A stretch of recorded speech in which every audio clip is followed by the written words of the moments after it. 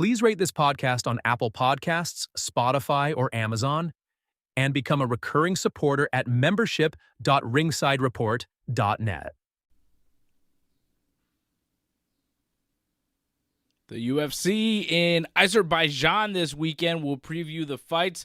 UFC BJJ, a Jiu-Jitsu league, has begun, and controversy in Atlanta for the UFC. Let's go!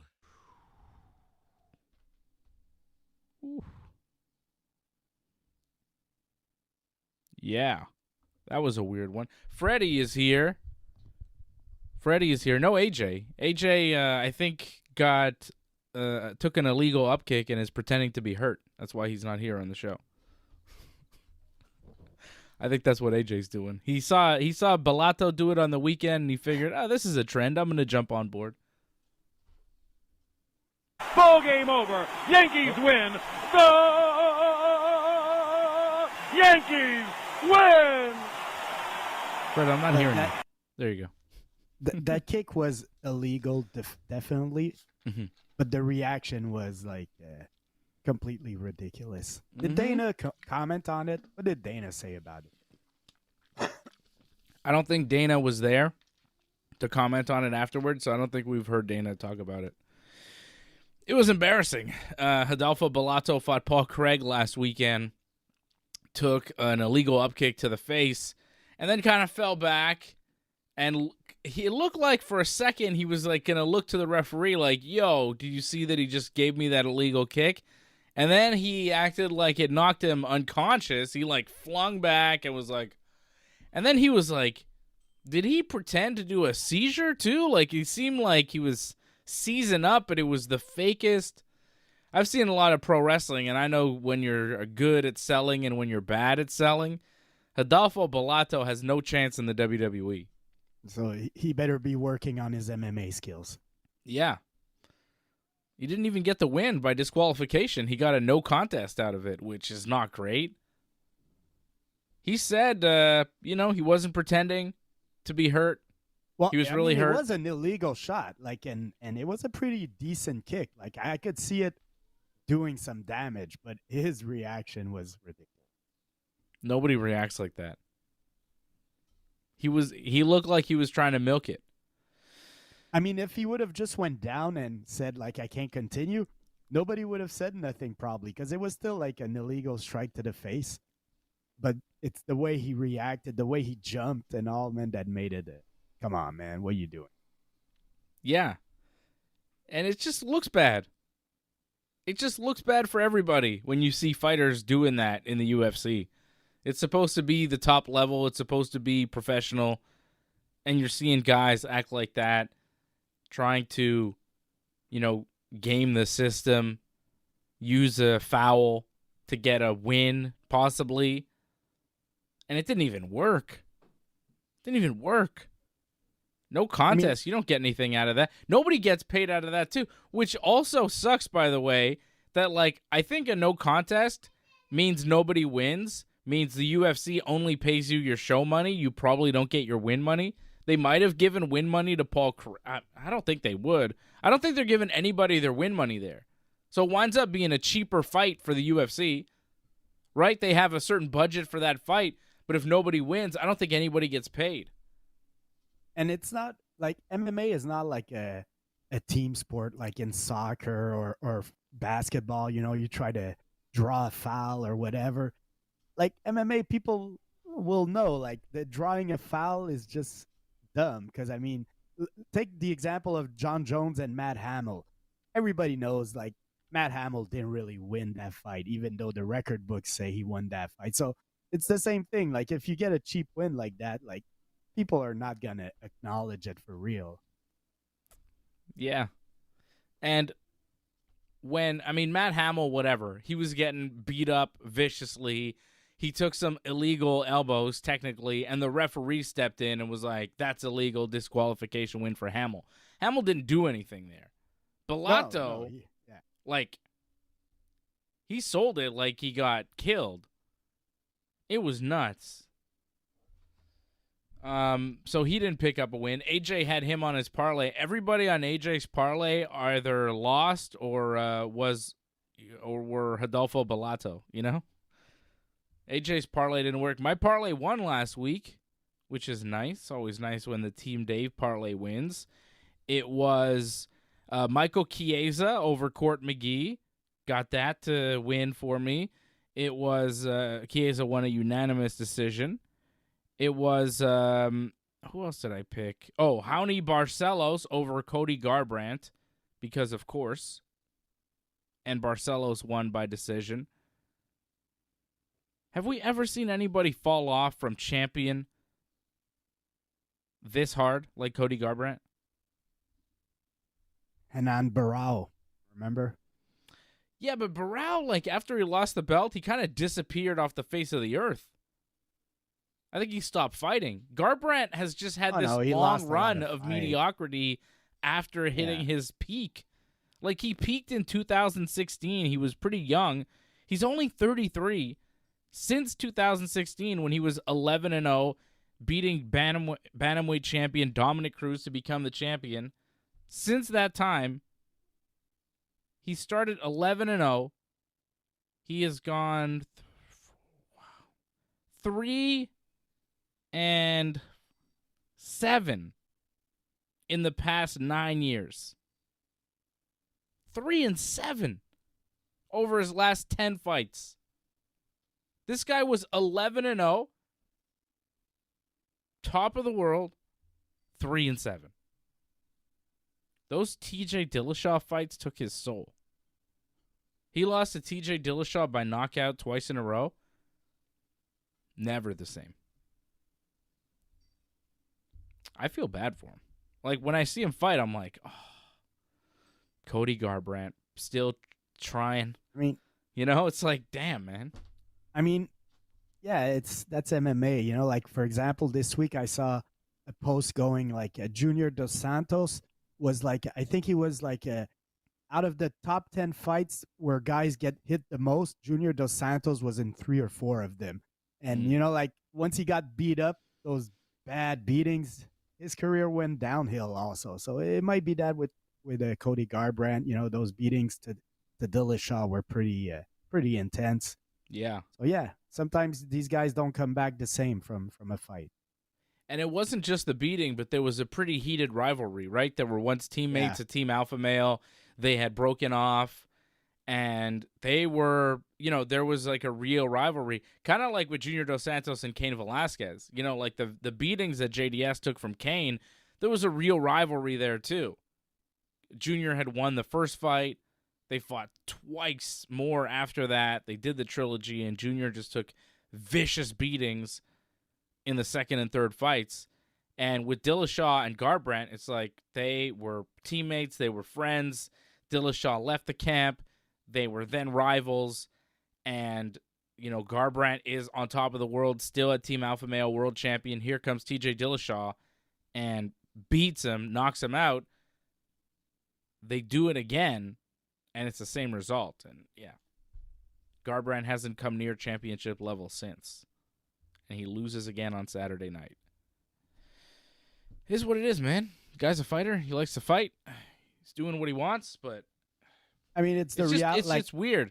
You don't see it very often, right? In the UFC? Well, maybe, but I would say, like, guys that lose the championship, like, if they don't win it back quick, they're rare, the ones that win it back. Like, what guy, like, lost the championship, fought for, like, 3-4 years, and then win it back? Like, you know, once they're not at the top no more, they're pretty much, like, going downhill, unfortunately. Yeah, but with Garbrandt, I feel like it's different because he was young when he lost the belt, and he still had time. Like, he's only 33 now. So that means he was, he was, 24 when he won the championship 9 years ago? 24, you know? It's a rough run, man. He's had a rough run. But I don't know. From the age of 24 to 33, in 10 fights, he went 3-7 after winning the championship. It seems that the whole Team Alpha Male is not as dominant as it once was. You know, like there was a time where they had all the lower weight classes, all a bunch of guys, Uriah, TJ Dillashaw was there, Cody Garbrandt, Ricardo, not Ricardo Lamas. I'm trying to remember. Anyways, there was a bunch of guys like from that team that we saw. Yeah. And now they're like unknown. Well, they're not as present. You know, who are the big guys from Team Alpha Male these days? I don't know. Do they still have guys in the UFC? I don't know. It felt like that camp revolved around Uriah Faber, and then once Uriah Faber kind of stopped fighting, most of those guys disappeared. MMA gyms don't last forever. We've seen so many teams that were once dominant come and go. Nothing lasts forever in MMA. Like that Greg Jackson, Mike Winklejohn gym, everybody was coming out of there for a time, and now you never hear about them ever. You know, even TriStar. They're still around. There's still guys fighting from TriStar. Ayman Zahabi, but it's not like it was in the UFC at one time. I mean, you're dealing with like top level athletes and all. Like there must be like some, you know, little animosity or whatever. Like it must be hard to keep a good gym going for several years like that. So the big teams like let's say American Top Team and all that, where they have like a bunch of fighters, props to them, man. Yeah. They also have a very rich guy in Dan Lambert bankrolling the whole thing. That helps too. But, you know, you have the Pat Miletich camp, the Lions Den, the Ken Shamrock camp, Hammer House with, you know, Mark Coleman. Like, it just... What was Anderson Silva and Nogueira? What was that called? Well, there was Team Nogueira. Black House was in there? There was Black House MMA afterwards in California. A lot of guys were at Black House. But then there was Shoot the Box, too. The Brazilian Shoot the Box, where Shogun and Anderson and Vanderlei, like, they all came from there. Big team. You don't hear from them anymore. Although, is Charles Oliveira maybe Shoot the Box? I think he might be. It's like new generation Shoot the Box from Brazil. And, of course, my parlay didn't just have Barcelos. It didn't just have Chiesa. It also had Kamaru Usman as my big underdog pick. Whenever I had Kamaru Usman as an underdog, I'm going with him because he's Kamaru freaking Usman. And he won. A unanimous decision. Sound victory over Joaquin Buckley. Looked good. Looked like his normal self, Kamaru Usman. And, yeah, I mean... Kamaru was 20-1 before losing to Leon Edwards. He fought Leon. He won most of the fight. He got caught at the end with a head kick. Fought Leon again. Lost a close decision. Then he fought Khamzat Chimaev on short notice at 185, above his weight class, and lost a close decision. And then didn't fight for like a year and a half. But I expected him to come back, look strong. I thought he was a really good test for Buckley, who was surging, who was on a win streak, who was more active. But I thought that it was a test that Buckley wouldn't be able to rise to. I didn't think that he was going to be able to beat Usman. I thought the power would kind of disappear as the fight went on. Usman's a championship-level fighter, and he got the job done. So I'm happy for Kamaru Usman, and this puts him right back into title shot conversation. So really good for Kamaru. I never doubted him. The odds makers were doubting him. AJ was doubting him, but I had him on Team Dave, and he completed my parlay, which is always nice. But more than that, I think it's really nice to see him, you know, former champion, doubted by a lot of people. Odds makers see him as an underdog to Buckley, comes in and shuts everybody up, reminds everybody who he is. That's Kamaru Usman. I also like they had Francis Ngannou right there with him in his corner at the weigh-ins. I thought that was pretty cool. Kamaru can bring Francis around, and no one's saying anything. What are they going to do? Bringing Francis all over the UFC? Fantastic. I love that. I think it's great. So good for Kamaru, and I think winner of Jack Della and Islam against Kamaru Usman, I'm down for that. And I don't doubt Kamaru in that fight either. I think he could win those fights. I think those are winnable fights for Kamaru Usman. Definitely, so man. look, the guy is one of the greatest welterweights of all time. Mm-hmm. I'll have GSP first, but Usman probably number 2. And look, he lost to Khamzat. A lot of people lose to Khamzat, and it's not his weight class. So yeah, he's right in the discussion. Like that win puts him in title contention, and if Islam wasn't there, he'd probably be next right away because Jack versus Usman would be a great fight also. So yeah, I'm down for. Have they announced when Islam and Jack Delana is happening?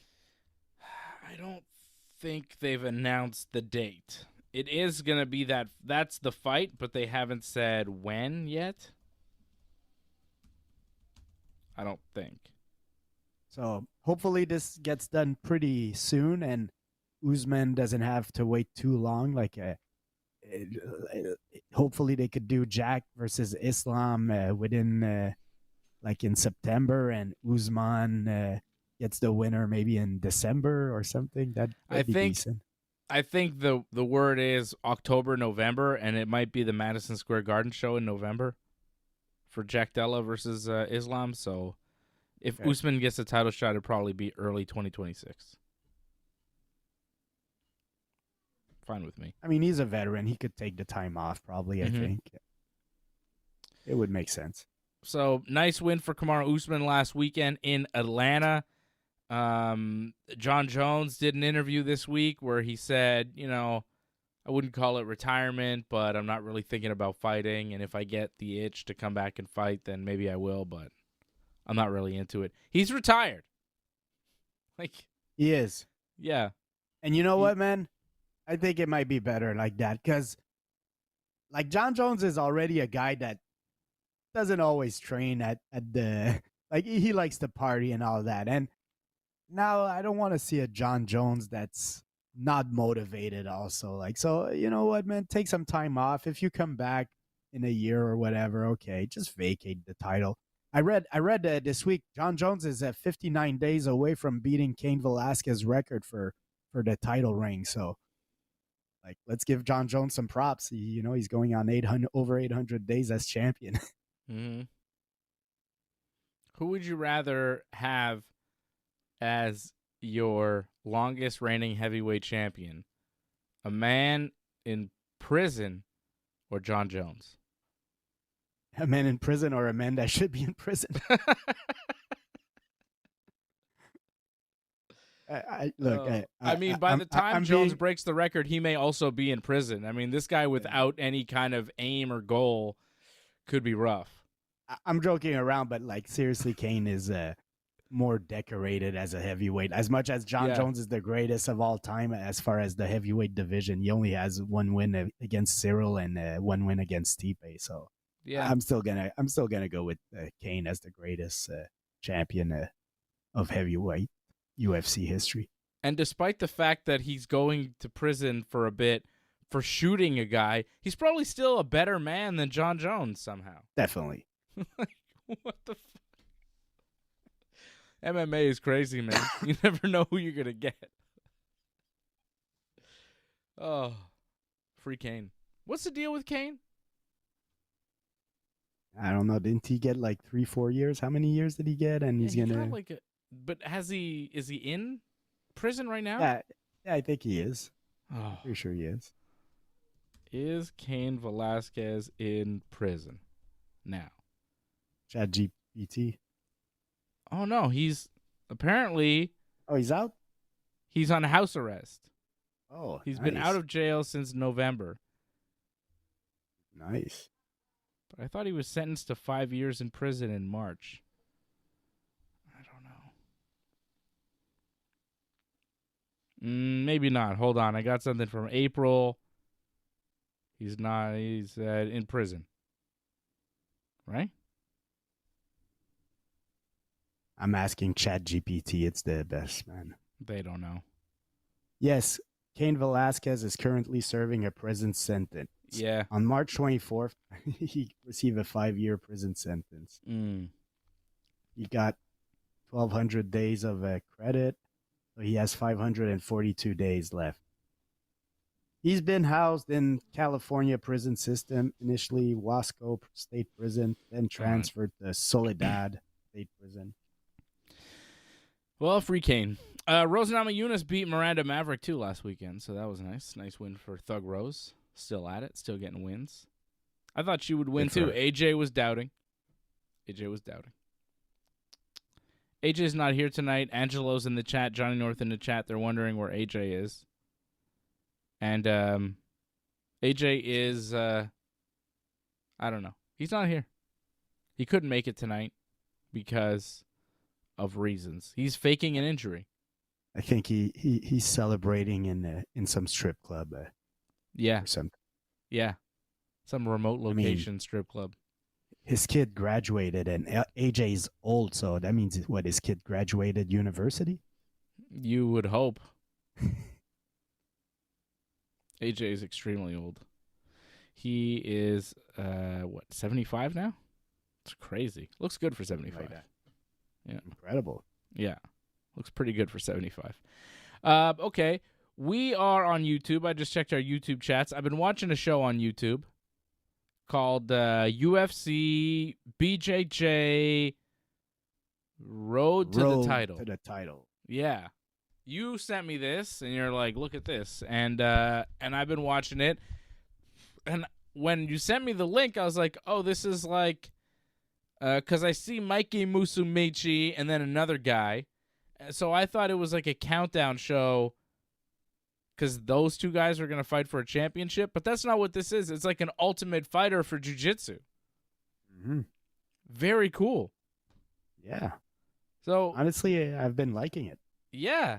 It's not bad. Like, I don't need all the background on the guys. You know, like, I don't know. I mean, yeah, I agree. But it's still, like, for a first season, and I'm down with it. But, yeah, like, this is probably, like, the Ultimate Fighter. You ask me, like, if they do that for 3, 4, 5 years in a row, I'll probably lose a little interest. But right now, they're doing it to crown champions. So that's the cool part. Where at the end of this season, we're going to have a champion at 155 and a champion at 170. And also, Mikey Musumeci will fight for a title against, what's his name, his opponent? Yeah. Brazilian. The other guy. And it's some weird name there. The guy that's going to lose to Mikey Musumeci. You know what, man? If I'm going to say one thing that, all right, so get ready to call me a bad person, Dave. Wow. Like, if one thing that bothers me a little bit is that the other guy doesn't speak English, okay? He does speak English.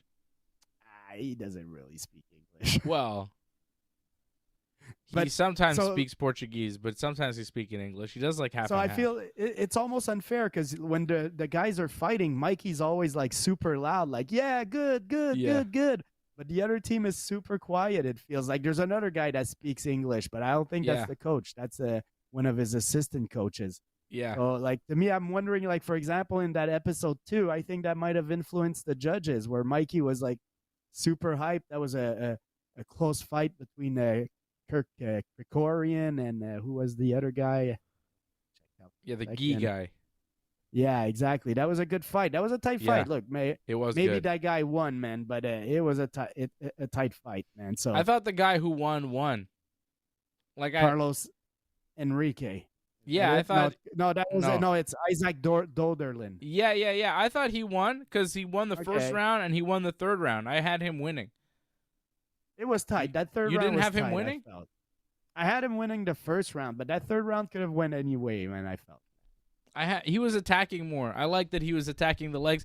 It's different for jiu-jitsu. Like, it's very high intensity because it's 3 5-minute rounds, right? So you really have to go. That's intense. Yeah. It's super intense, man. Like, it's a long fight, but it's also like, you have to really go for it and look to get, because it's judged on, submission attempts and just aggression. So you really have to be very aggressive in your jiu-jitsu.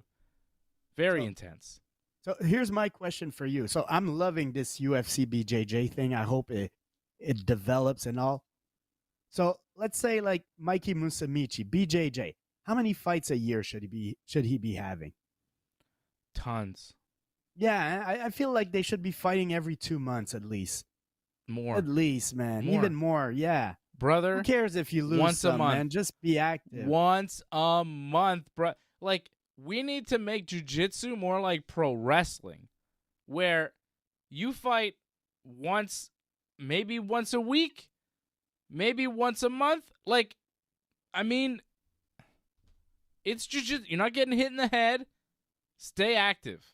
And if you can't do it, well, then you fall out. And the guys that can, they do it. And those are the guys that survive, and those are the guys that compete. Because the more you see a person, the more you get to know them, the more you care about them, and the more you'll care about the sport. You got to make stars to make a sport. And jiu-jitsu doesn't really have stars. They don't have a league. They don't even have a unified rule set. All the big events for jiu-jitsu are like 3 days of 10 hours each that you got to watch to follow anything. You know what I mean? Like, jiu-jitsu, the way it's presented to an audience is not palatable. So you got to find a way to make it better for people that want to watch it. And there are ways to do it. I think, honestly, you got to start cutting promos. And you got to get guys that are there, cut promos before your match, say some things, do your match. Like, you have to have like a pre-fight or a post-fight like live interview where you're saying things so we know who you are, so we know what you sound like before you go out and fight. That has to be mandatory. I think, just like in the back. Okay, you're about to fight here later. What do you, just little, 2-minute thing. You need one of those. You need shorter shows, and you need these guys fighting often, man. They need to fight all the time. Yeah, I agree on the fighting. The TV show kind of has this. You had two guys, the guy from Texas, the other guy goes, I'll tap him in 30 seconds. And he's like, there's no way he's going to tap me in 30 seconds. He tapped pretty quick still. It wasn't 30 seconds, but now I agree. They need to fight more. Like, I don't feel like for a BJJ fight, guys should be having like a 2-month training camp.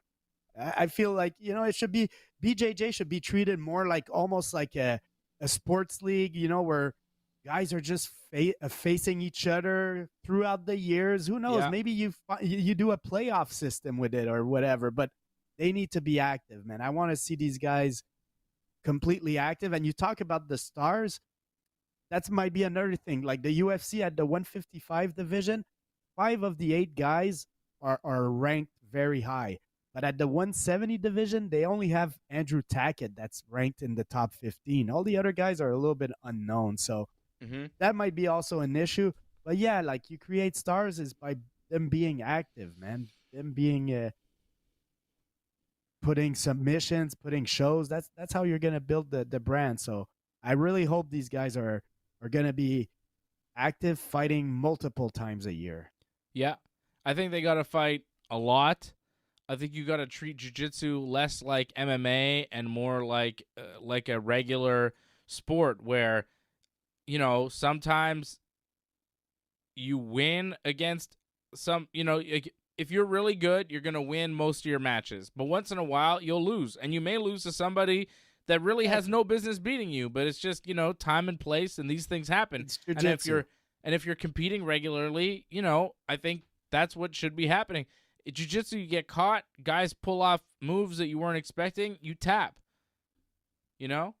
And I think, honestly, if guys are competing more, they're going to be more, and they know, I have to compete here, here, here, here. I've got a contract that says I have to compete this many times, and if I don't do that, then my contract pushes, and I got to stay in the league and whatever, and I can't renegotiate for a better deal. So the incentive is to fight often. And if your incentive is to fight often and somebody has you in a heel hook, you're going to tap. You're not going to go, let me ride this out, and then my knee's going to shatter, and then I'm out for 6 months, and I can't compete, and this and that. No, you're going to tap. And you tapping is going to keep the sport exciting because, hey, maybe if you were fighting to the death, this guy wouldn't catch you. But he caught you. You're in trouble, so you tap. You're not going to fight it too hard because in 2 weeks you got another one. I think that makes a lot of sense. We do jiu-jitsu all the time. We know, like, you could do it. You could do it often. You're not taking blows to the head. You know, if everybody's doing it, like, if you're the only guy competing every weekend, yeah, okay. But if everybody in the league is competing often, then you're on a level playing field. Like, we talk about it in MMA where we find some guys are not active enough. And, like, remember the early days of MMA, there was less money and guys were active. Guys were fighting 3-4 times a year because they didn't have a choice. That's how they made money. So, yeah, the jiu-jitsu, I'm going to keep an eye on that. That's the aspect maybe I'll be the most interested in following is I hope the UFC really builds something where these guys are active, treated like other sports like tennis, golf, or whatever. There's a tournament every week. Like sometimes guys will take a tournament off. Okay, like I have no problem with that. Like if a guy needs a break or whatever, no problem. But if he's healthy, man, be active, man. Fight every month. And they need to keep it fun, too. They need to do tournament format. They need to do super fights. Like, certain events should be like, okay, it's King of the Octagon, and we're doing a tournament here in this weight class. And then next week we'll do a super fight, and then another super fight, and a championship bout, and then a title eliminator. You know, you got to book it in ways like have a 2-hour show, have a league with a roster, and book it like pro wrestling. Not over the top, not crazy, not fake, but like this match, this match, this match, this week, and then next week we'll do this. And then if these guys win here, then it'll build to this, and then we could make a story out of that. Like, there are ways to do it. You could do tournaments in jiu-jitsu. You could do super fights. You could do team events. You could do quintets once in a while. There's all sorts of things you could do. There's different rule sets. There's different ways to do it. You could do Jiu-Jitsu Survivor Series. You know what I mean? Like, there's so many things you could do. Yeah. So hopefully the UFC gets it together. I think they have the best opportunity. They have the best shot. Like, you know what I mean? ADCC, IBJJF, like, they're geared towards finding out who's the best. They're not really geared towards entertaining fans. The people that buy tickets and that buy the streams are like hardcore jiu-jitsu people that are going to do it anyways. You're not bringing in new people. You're not bringing in like a casual audience. There are no casuals in jiu-jitsu. You know what I mean? Like, there's nobody who follows jiu-jitsu and like knows a bunch of guys, like the big names, and they're like kind of halfway into it. Like, if you know a bunch of pro jiu-jitsu people, you're pretty hardcore into jiu-jitsu. You know what I'm saying? Like, there are people that don't know anything about MMA that can name you a bunch of MMA fighters. Those people couldn't name you any jiu-jitsu guys. They couldn't name you Gordon Ryan or Mikey Musumeci. You know what I mean? Because jiu-jitsu doesn't try to bring in, like, the mainstream. But the UFC might try and do it. This is a good show. It works for the ultimate. Like, MMA really blossomed off the Ultimate Fighter. This is what they're trying to do with this show. It's an Ultimate Fighter for jiu-jitsu. I'm watching. I got a lot of hope for it, man. I think it's going to be good. Yeah. I mean, we both like jiu-jitsu, right? You watch it more than I do because I find it hard to watch. Because it, takes forever. And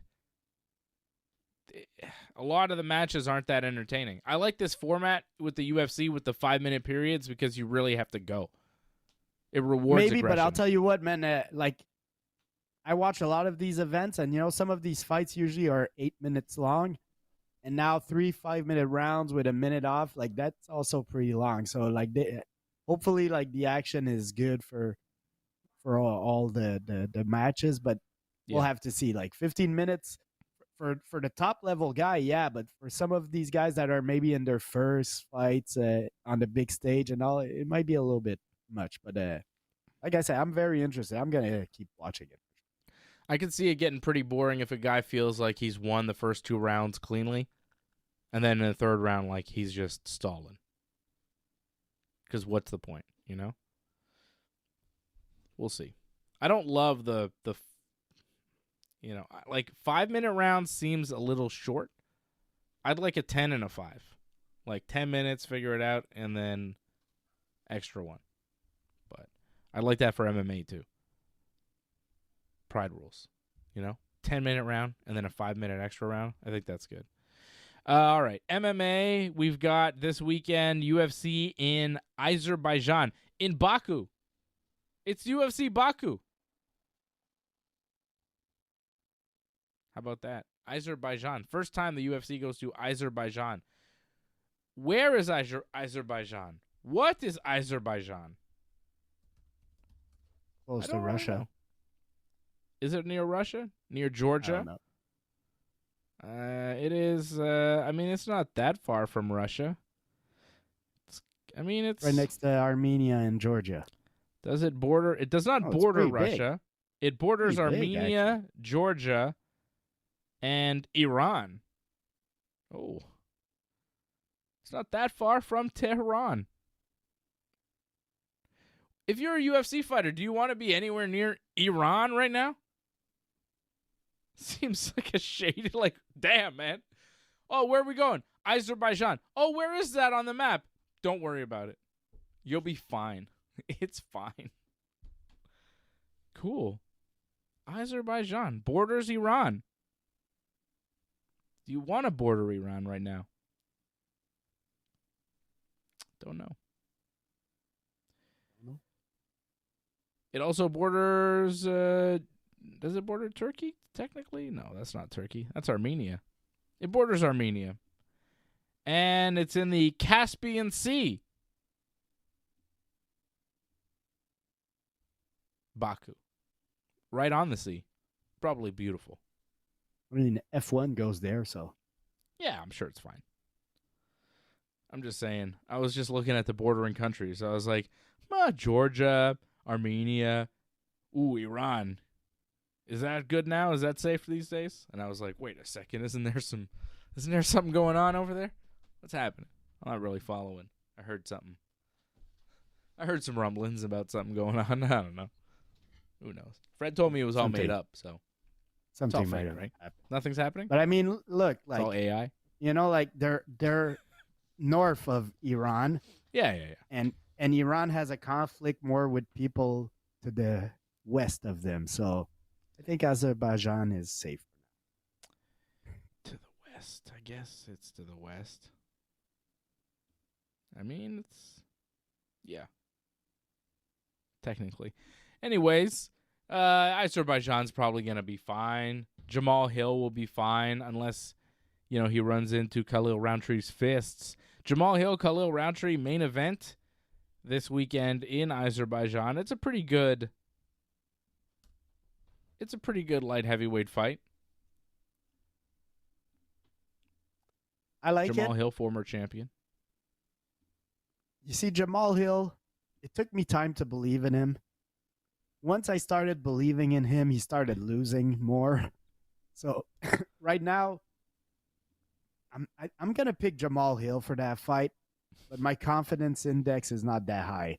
The main reason is I look at who Khalil Rountree beat, and I don't see that many impressive wins. Anthony Smith maybe, but other than that, I feel he's had a pretty easy list of fighters he fought. So I'm gonna go with Jamal Hill, who's a former champ, who's defeated some big names in this sport. So Jamal Hill, decision, TKO. I'm not sure. I'm gonna go with a TKO. He finds a way to finish Khalil Rountree. Yeah, I don't trust Jamal Hill. Me neither. I just don't trust him. He's lost 2 in a row to Alex Pereira and Yuri Prohaska, both by knockout. He talked both a much lot. better than Khalil Rountree, I would say. Oh, they're both better than Khalil Rountree. But Khalil is coming off a TKO loss to Alex Pereira, and I remember him doing pretty good in that fight. He lost in the 4th round. He had his moments. He held his own there against Pereira. He looked better than Jamal Hill. Jamal Hill got smoked. He took a good beating, I would say. Didn't he win a round? Maybe, yeah. I feel like he won a round. He made it closer than we expected. I don't know. I don't trust Jamal Hill. I'm going with Khalil Rountree in the main event. Jamal Hill seems like salty as hell. You see, he got asked a question where he was like, they're like, how does losing to Yuri and Pereira affect you in this fight? And he's like, what kind of dumb question is that? What do you mean? Stupid question. I was like, well, it's kind of one of the questions that you'd get. It's like, I mean, the way the guy phrased it wasn't great, but, I understood what he meant. He does seem on the defensive always, and yeah. He does not seem secure in his interviews. He seems very insecure, and that's not good. Well, maybe it's because of people like me who didn't believe in him until he became a champion. Like, I used to doubt him always. I'm like, I don't know. He kind of looks a little chubby. He doesn't look that in shape and all, man. And then he became a champ, so I had to respect him. How did he become a champ again? Who did he defeat? Glover? Was it Glover? Yeah. Glover was like... that was a good fight. Pretty old, though, at that point. Yeah, you're right. And then he quickly got hurt and then came back and lost 2 straight. I don't know. I'm not sold on Jamal Hill. Who has he really beat? You're talking about the resume of Khalil. Like, what's the resume of Jamal Hill? Johnny Walker? A broke-down Thiago Santos? Glover. Yeah, Glover, who... Wasn't that Glover's last fight ever? Because he was super old and done? It was. And he was like 43 years old. Coming off a loss. Wasn't he? Yeah, coming off a loss to Yuri. A war with Yuri. Jamal Hill picked the bones. And he got a title. I don't know, man. Reevaluate. I'm telling you. Reevaluate. Look at the resume. Like, we got to really examine the resume of Jamal Hill. I don't think it's that good. I think Khalil's might be a little bit better.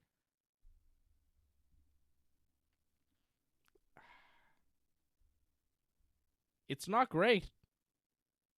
But Dustin Jacoby is game. You know what I mean? Like, there's some... Modestas Bukauskas is not so bad. Modestas Bukauskas has won 7 of his last 8 in the UFC. Since losing to Khalil. You might be onto something. I'm still going to stick with Jamal. Like, I started by saying my confidence index was, like, very low because, I'm up and down on Jamal, but I'm going to stick with him, man. Well, odds makers are pretty torn on it like we are. It's minus 120 Rountree, minus 110 Hill. Basically a pick'em. So, depending on how you feel, depending on who you're going to trust this weekend, either Dave or Fred, those are your picks, Hill or Rountree. I got Rountree. Freddie going with Hill. Other fights on this card, we have Rafael Fiziev, who's from Kazakhstan, but also he's like from Azerbaijan. His father was from Azerbaijan. So he's like represents Azerbaijan. So fighting here is going to be a big deal for the Fiz. Fiz has lost 3 straight. 2 to Justin Gaethje, 1 to Mateusz Gamrot. Took that fight against Gaethje on short notice. Fizzy back here against Ignacio Bahamondes in Azerbaijan. Big fight for the Fiz. Bahamondes has won 3 in a row, while the Fiz has lost 3 in a row. Rafael Fiziev, plus 105 the dog. Bahamondes, minus 135 the favorite. I think the power of home is going to help the Fiz. Fiziev looked pretty good against Gaethje in his last fight. Like, for taking it on short notice, he came out there and he was, he went to war. He is a dog of a man. Very tough. 12-1 before running into Gaethje. Losses to Gaethje, Gamrot, and then Gaethje again on this 2-year stretch. But before that, big wins against Bobby Green, Renato Moicano, and Rafael dos Anjos. Bahamondes, I think this is a step up in competition for the 27-year-old out of Chicago. Born in Chile, fights out of Chicago. I think he might be one of Bilal's training partners. Right? Yeah. And usually when the captain of the gym falls, a lot of the guys in the gym fall too. Bilal fell. I think Bahamondes will fall. I'm going with Fizzy. I tend to agree with you. I think, again, it's a tight fight. It could go either way, but Fiziev did look decent against Justin Gaethje, even though he lost. But, yeah, Fizzy at home, crowd behind him. Makes sense, man. Fizzy by decision. Curtis Blaydes on this card, taking on Rizvan Kuniyev. Rizvan 13-2-1 out of Russia. Big heavyweight coming off the Dana White Contender Series. This will be his UFC debut. UFC debut against Curtis Blaydes. Blaydes coming in minus 260, the favorite. Kuniyev plus 195, the dog. Interesting welcome to the UFC. Blaydes coming off a knockout loss to Tom Aspinall in his last fight for an interim title. And now he's fighting a guy who's making his debut in the UFC. It's kind of weird, isn't it? For Blaydes to be fighting Tom Aspinall in your last fight, and now you're fighting some guy off the Dana White Contender Series, third from main event in Azerbaijan. Okay. Blaydes always has weird fights, man. Blaydes has had a weird career. Trying to see if there was another fight before announced for him, but no, it seemed that was the fight they announced. I think they were trying to make this fight a couple times. Yeah, it seems. Yeah, it's been canceled twice. This is the third attempt at making this fight against Rizvan Kuniyev. Like, this has been the opponent. It's not like they needed a Blaydes fight and they had Rizvan, so they did it here.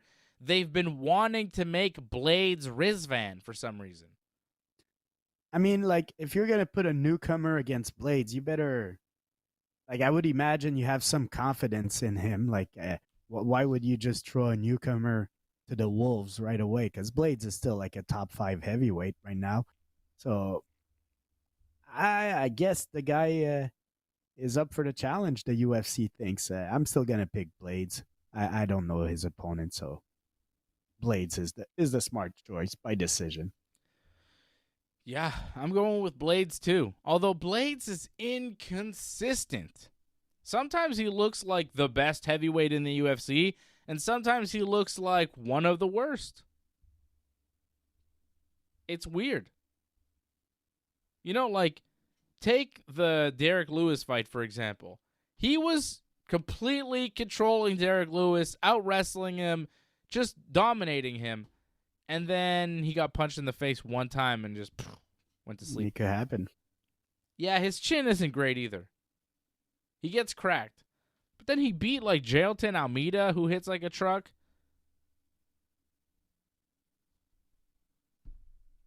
But before that, came off a loss to Sergey Pavlovich by knockout.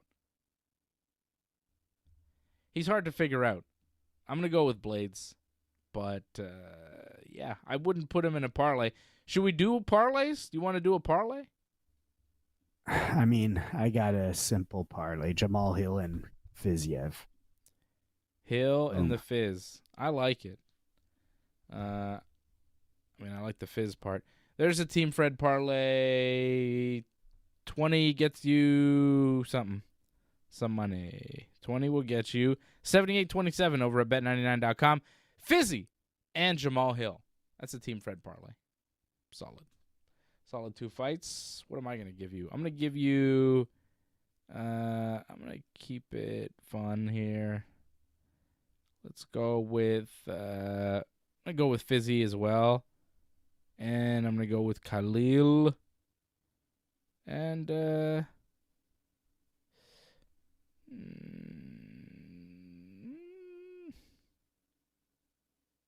Muhammad Usman is on this card. Kamaru's brother. Big Muhammad Usman. Coming off 2 losses, though. He's the underdog.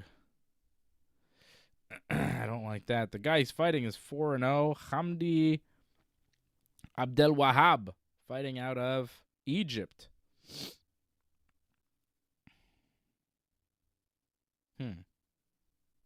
That Tagir guy was good.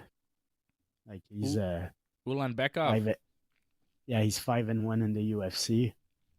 He's a decent fighter. Yeah. I don't know his opponent though. Azat Maksum.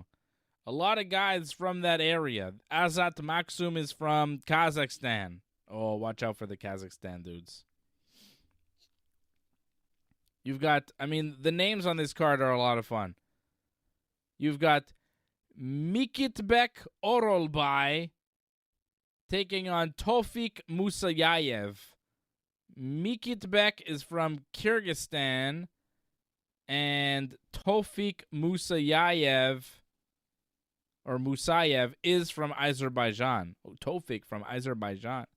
Nazim Sadikov, also from Azerbaijan, fighting on this card. Muhammad Naimov, fighting out of Tajikistan. Bogdan Grad, his opponent, fighting out of Austria. Just all over the map, literally. But mostly, Eastern European map. And some Middle East. You got Egypt in there. You got Azerbaijan. You've got Kyrgyzstan. Tajikistan. Did I say Tajikistan? Who was from Tajikistan? Was that Muhammad Naimov? No, he was... Yeah, Tajikistan. Could he be the first Tajikistan fighter in the UFC? Muhammad Naimov? Don't know. Haven't really followed their history. Okay, I'll give you a parlay. It'll be 2 fights. It'll be real dumb and simple. Following Fred's thing, but changing it slightly for Khalil Rountree. Fizzy and Rountree. Fred gave you Fizzy and Jamal Hill. I'm going to give you Fizzy and Rountree. 20 will get you 75 over at bet99.com.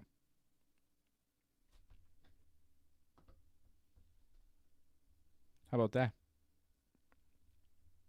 Freddie, you did it. We did it. Without AJ. Somehow. So if you see AJ with a fake mustache at the strip joint, don't bother him. Yeah. That's what he's doing. He's looking like Tom Selleck at a strip club right now. Looking like Julian Tom Selleck right now. So he is living it up and abandoning us, as he does all the time. I'll be back tomorrow without Johnny North because he's abandoning me too. Everybody's abandoning me this week, Fred. It's okay. My brother will be here. We'll have a good time. Whatever, Johnny. The Yankees finally won today. Finally. Ball game over. Yankees win. The Yankees win. Fred, they had lost 6 in a row. They got swept by Boston and had lost 3 out of 4 to the Angels. And now today, this afternoon, they finally won a 7-3 final. They had not been hitting. It's been bad. Huh? Are they still in first? Yes. Thankfully, barely still in first place. Let's see if the Red Sox are playing. They are not. Too bad. I wanted to make fun of Johnny if they were losing.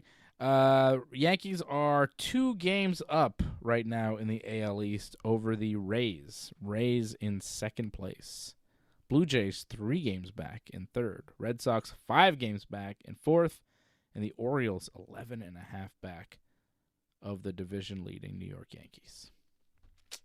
So the Yanks still in the lead, but losing 6 in a row is not going to make anything better.